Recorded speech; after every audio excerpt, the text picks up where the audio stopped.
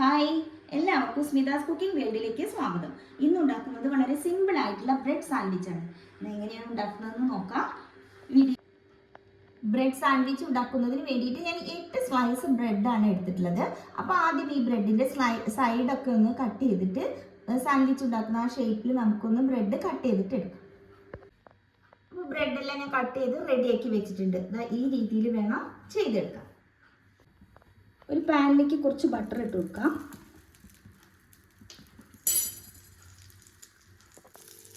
ഒരു table spoon പാൽപ്പൊടി, ഒരു ടേബിൾ സ്പൂൺ പഞ്ചസാര നന്നായിട്ട് ഇളക്കി കൊടുക്കും.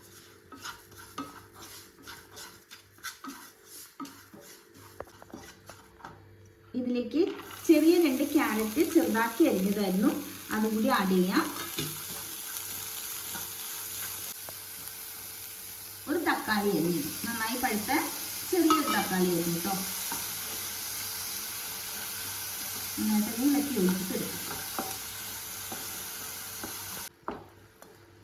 പാകമായിട്ടുണ്ട്, ഇത് മതിയാവും. ഫ്ലെയിം ഓഫ് ചെയ്യും. കട്ട് ചെയ്ത് വെച്ചിരിക്കുന്ന ബ്രെഡിൻ്റെ മുകളിലേക്ക് നമ്മൾ തയ്യാറാക്കി വെച്ചിരിക്കുന്ന ക്യാരറ്റിൻ്റെ മിക്സ് വെച്ച് കൊടുക്കാം. മുകളിലേക്ക് എള്ള് കേട്ടോ, വെളുത്ത എള്ളാണ്, കുറച്ചൊന്ന് ഇട്ട് കൊടുക്കാം.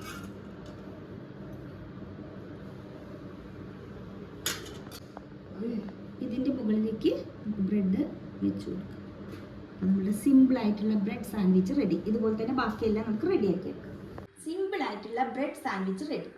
എന്തായാലും ഇതൊന്ന് ട്രൈ ചെയ്ത് നോക്കൂട്ടോ. കുട്ടികൾക്കൊക്കെ വളരെ ഇഷ്ടമാവും. നല്ല സ്വീറ്റ് അല്ലേ? വീഡിയോ ഇഷ്ടമെങ്കിൽ ലൈക്ക് ചെയ്യാനും ഷെയർ ചെയ്യാനും കമൻറ്റ് ചെയ്യാനൊന്നും മറക്കരുത്. Thank you.